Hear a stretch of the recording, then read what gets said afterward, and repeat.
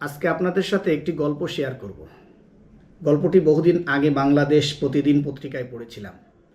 সেখানে একজন সনাতন ধর্মী ছেলে তার বন্ধুকে বলছে, বন্ধু বিবাহ করতে চাই, তুমি আমার জন্য পাত্রী দেখো। তার ওই বন্ধুর সাথে একটি মহিলার পরিচয় ছিল, যেই মহিলার একটি নাতি ছিল। সে তার ওই মহিলার কাছে গিয়ে বলল যে, আমার বন্ধু বিবাহ করতে চাই, তোমার নাতির জন্য আমি প্রস্তাব এনেছি। তখন মহিলাটি বলল যে, তোমার বন্ধু কেমন ছেলে? তখন সে বলল যে, আমার বন্ধু অমায়িক একটি ছেলে, কিন্তু একটু সমস্যা আছে। সমস্যাটা হলো মাঝে মাঝে সে একটু কাঁচা পেঁয়াজ খায়। হিন্দু ধর্মে, সনাতন ধর্মে কাঁচা পেঁয়াজ এটা দোষের মনে করা হতো। তখন বুড়ি মহিলা অবাক হয়ে বলল যে, কাঁচা পেঁয়াজ তো আমাদের ধর্মে এটা আমরা খারাপ মনে করে থাকি। তখন ছেলেটি বলল, দেখুন যে আমার বন্ধু তো সবসময় কাঁচা পেঁয়াজ খায় না, যখন মাঝে মাঝে একটু গরুর গোশ খায় তখন সে একটু কাঁচা পেঁয়াজ খায়। তখন বুড়ি মহিলা মাথায় হাত দিয়ে বলল, আরে গরুর গোশ এটা তো আমাদের ধর্মে আরও কঠোরভাবে নিষিদ্ধ।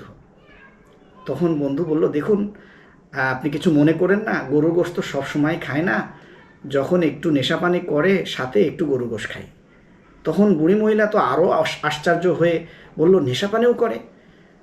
তখন ছেলেটি বলল যে, নেশাপানিও তো আবার সবসময় করে না, যখন সে তার হাতে টাকা পয়সা থাকে তখন নেশাপানি করে। তো টাকা পয়সা কখন থাকে? যখন সে একটু ছিনতাই করে, ডাকাতি করে ইত্যাদি, যখন অন্যায় কাজ করে তখন তার হাতে টাকা পয়সা থাকে। এই গল্পটি থেকে আমরা যে মেসেজটা পাই সেটা হলো, ছোট পাপ আস্তে আস্তে ধীরে ধীরে বড় পাপের দিকে নিয়ে যায়।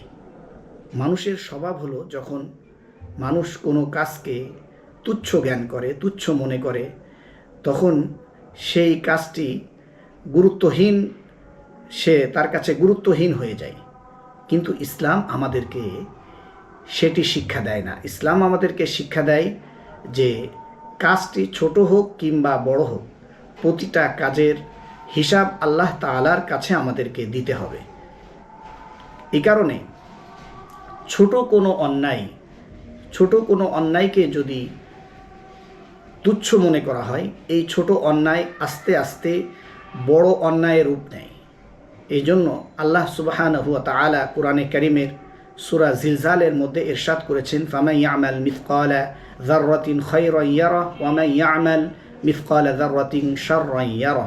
যে ব্যক্তি অনুপরিমাণ ভালো কাজ করবে সে সেটা দেখতে পাবে, আর যে ব্যক্তি অনুপরিমাণ পাপ কাজ করবে সেও সেটা দেখতে পাবে।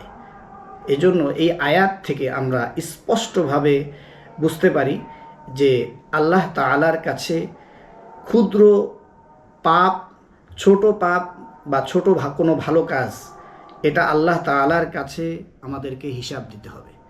এজন্য আমরা যেন শয়তানের ধোঁকায় না পড়ি, এই ব্যাপারেও আল্লাহ তাআলা আমাদেরকে সতর্ক করেছেন। আল্লাহ তাআলা বলেছেন, ইয়া আইয়ুহাল্লাযীনা আমানু লা তাত্তাবিউ খুতুওয়াতিশ শাইতান ওয়া মান ইয়াত্তাবি' খুতুওয়াতিশ শাইতানি ফাইন্নাহু ইয়া'মুরু বিল ফাহশাই ওয়াল মুনকার। আল্লাহ তাআলা বলেছেন, হে মুমিনগণ, তোমরা শয়তানের পথে চলো না, শয়তানের পদাঙ্ক অনুসরণ করো না, কারণ শয়তান তোমাদেরকে অশ্লীল এবং খারাপ কাজের নির্দেশ দেয়।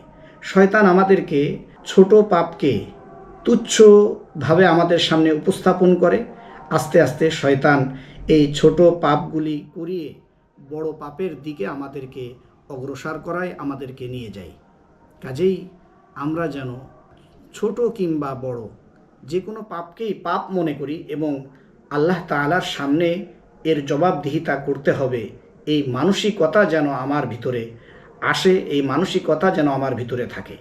একটি মানুষ ততক্ষণ পর্যন্ত সংশোধন হবে না যতক্ষণ পর্যন্ত তার ভিতরে আল্লাহ তাআলার সামনে তার প্রতিটি কাজের জবাবদিহিতা করতে হবে এই মানসিকতা না আসবে। আল্লাহ তাআলা আমাদেরকে ছোট কিংবা বড় সব ধরনের পাপ থেকে বাঁচবার তৌফিক দান করুন।